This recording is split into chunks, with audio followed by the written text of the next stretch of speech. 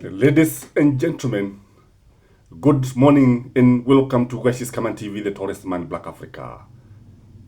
Yesterday, we saw new political development as far as the race to Statehouse is concerned. Mother Karua, who is turning out to be the voice of reason and the uniting factor in the opposition, brought everybody on board. We saw new faces like that of Mukisa Kitui, Fred Okengo MATIANG'I, among others. Natebea is also said to be part of that group, and he said the same, though he did not attend that meeting.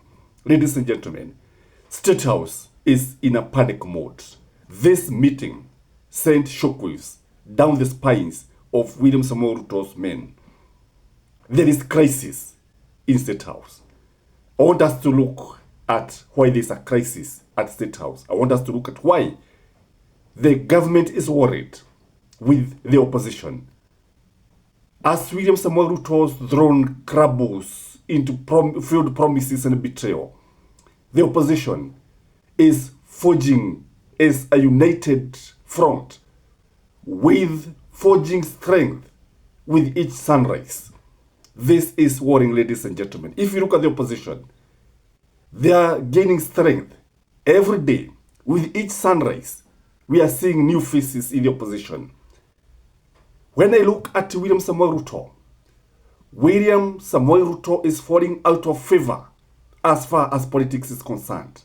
Well, this is happening. The opposition is fast transforming into unbreakable force, a force that is not easy to break. They are coming out in a way that they are able to portray themselves as a united front. And this force is unbreakable. You know, William Samoei Ruto thought that he could actually easily break the opposition by having Mount Kenya East and Mount Kenya West. But it has failed to work. Nothing seems to be working as far as William Samoei Ruto is concerned. Hata ile chajo ya ng'ombe, buzi, kondoo na gamia, ukiangalia utaona kwamba imekutana na visiki. It is suffering from lack of funds. It is not going forward. Haiendelei, ni kama imekwama. UDA is becoming politically toxic. That is why William Samoei Ruto is worried. If you look at UDA, its politics is completely toxic. If you look at what UDA guys are saying, nobody wants to listen to them. If you listen to UDA, you realize that people do not want to hear anything from them because they are toxic. Listen to one Oscar Sudi. Listen to Kimani Ichung'wah. Listen to anybody from UDA. Threats, nothing and nothing to offer. Well, this is happening. The opposition is unleashing greater might each passing day. Because you see, you cannot tell me that the opposition is becoming weaker. It is becoming mightier and mightier. The coming of MATIANG'I is a game changer. I was looking at MATIANG'I. MATIANG'I was not even writing anything, by the way. That is what I noted in that meeting. He didn't have a paper, he didn't have a pen. And he was sitting at the edge, as you can see in the profile that I've put on this video.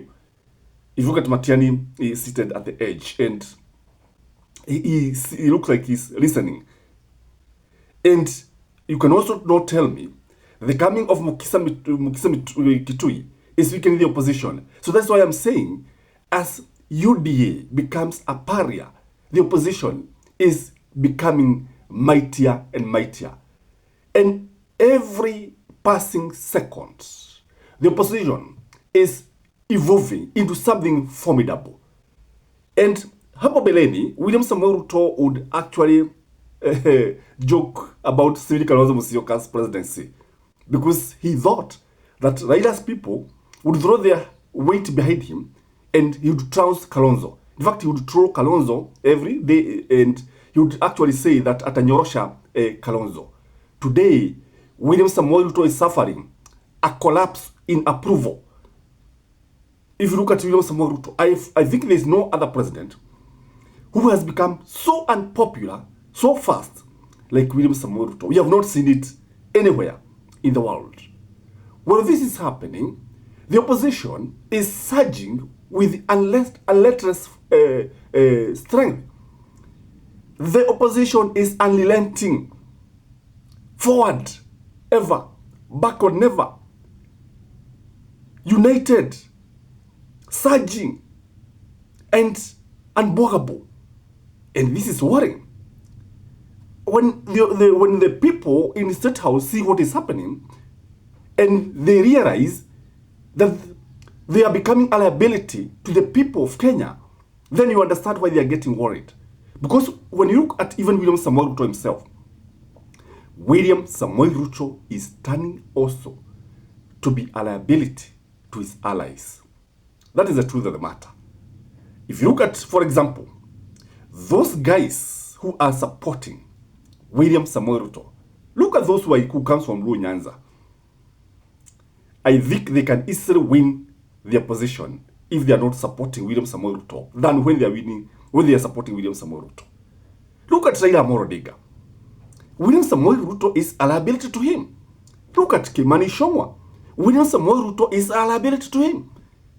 So you see, when he is becoming a liability, what is happening is that the opposition is growing into a force to be reckoned with.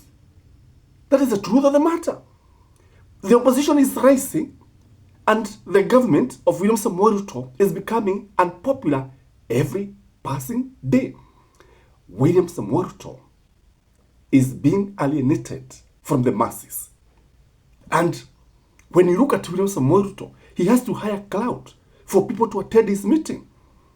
The opposition does not need to hire anybody. In fact, people have been waiting for this moment. The moment you see Fred Okengo Matiang'i uniting with the opposition. This is what people have been waiting for. Remember, in one of my videos, I gave a critical analysis of why Matiang'i had chosen to be silent. And even when he attended this meeting, he did not brief the press. It is Kalonzo who briefed the press. It is strategic. In fact, Matiang'i did not even sign that communique from the opposition. And I had some people saying, oh, Matiang'i is not part of it. Why did he not sign? It is strategic. And it may take time for you to understand why he did not sign. But it's part and parcel of that meeting. Again, when you look at the opposition is hardening like steel with each challenge. You see, there is the challenge of the Gen Z. This challenge of the Gen Z, if you listen to the opposition, they are trying to take control of the Gen Z. They are trying to bring Gen Z. They are trying to make Gen Z part of them. Well, this is happening. William Samoei Ruto is busy trying to stop the meetings of Gen Z, trying to criticize these Gen Zs. So he's saying that these people have not been going to church, they have been hawakulelewa vizuri, wazazi wakufanya kazi vizuri, hawakwenda Sunday school. Look at it. It is wrong because, what they should do is to take advantage of the Gen Z and make it a strength. But now when you look at the opposition, I'm saying these challenges are hardening the opposition like steel. And when I look at it, you realize William Samoei Ruto is eroding the public goodwill that was remaining. Kegele ya one-term president imelia. That is my take, ladies and gentlemen. I don't know what you think, but from where I sit, the opposition is on the right path. Bye-bye.